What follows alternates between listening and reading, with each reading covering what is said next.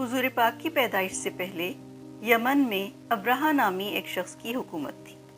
उसने यमन के शहर सना में एक आलीशान गिरजा तामीर करवाया था और चाहता था कि लोग दूर दूर से इस गिरजा को देखने के लिए आएं।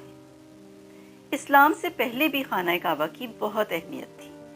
अरब इसकी बहुत इज्जत व तकरीम करते थे और इसे एक मुक़द्दस मुकाम समझते थे और दूर दराज से मक्के का सफ़र करके इसकी ज़ियारत के लिए आते थे। यमन का हाकिम अब्रहा ये चाहता था कि लोग खाना काबा की ज़ियारत के बजाय उसके गिरजाघर को मुक़द्दस समझें और इसको अपने दीन का मरकज़ बनाएं और मक्का के बजाय यमन का सफ़र इख्तियार करें ताकि यमन दीन के साथ साथ तिजारत का मरकज़ भी बन जाए। इसलिए उसने यमन के दारुल खिलाफा सना में नहायत आलीशान और खूबसूरत गिरजा तामीर करवाया और मुबल्लिग हजरात को पूरे जजीरा अरब में भेजा और लोगों को इस गिरजाघर की ज़ियारत की दावत दी। चूँकि अरब खाना काबा की बहुत इज्जत व तकरीम करते थे तो उनको बहुत गुस्सा आया। बनु कनाना कबीले का एक शख्स गुस्से में यमन गया और रात को अंधेरे में गिरजा के अंदर नजासत और गंदगी फैलाई।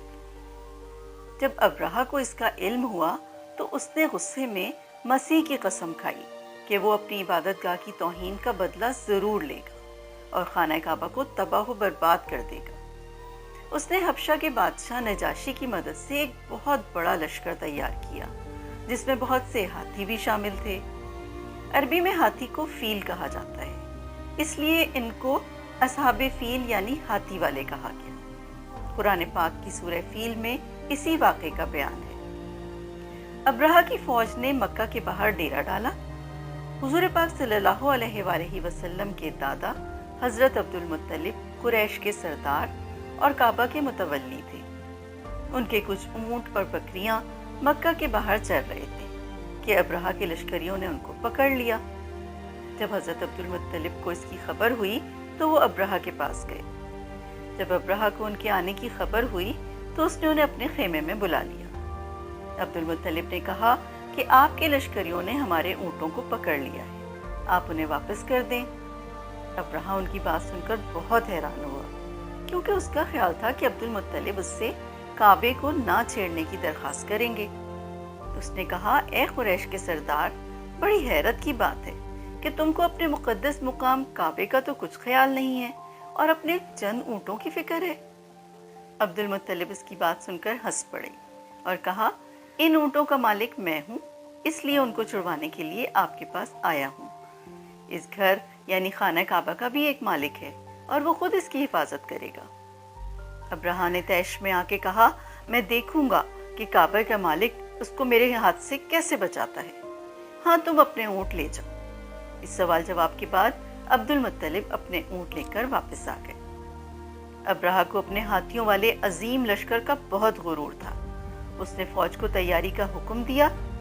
इधर अब्दुल मुत्तलिब ने दो जहां के परवरदिगार से दुआ की कि वो काबा की हिफाजत फरमाए। फिर अब्रहा मक्का पर हमले के लिए आगे बढ़ा। उस वक्त एक अजीब वाक़या हुआ। आसमान पर अबाबील परिंदों के झुंड नमूदार जिनकी चोंचों में पत्थर के कंकड़ थे। देखते ही देखते पूरा आसमान इन अबाबीलों से भर गया।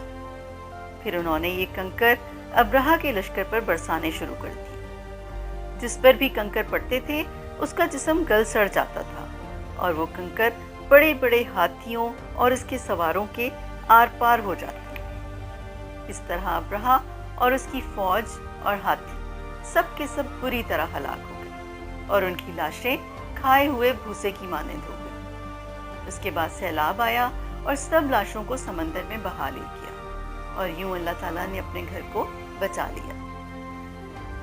ये वाक़या 571 ईस्वी में पेश आया। कुरान मजीद की सूरह फील में इसी का जिक्र हुआ है। इसमें अब्रहा के लश्कर को असहाबुल फील कहा गया है क्योंकि उनके पास हाथी भी थे। इसी निस्बत से अरबों में ये साल आमुल फील यानी हाथियों का साल के नाम से मशहूर हो गया और वो इसी साल से तारीखों का हिसाब करने लगे।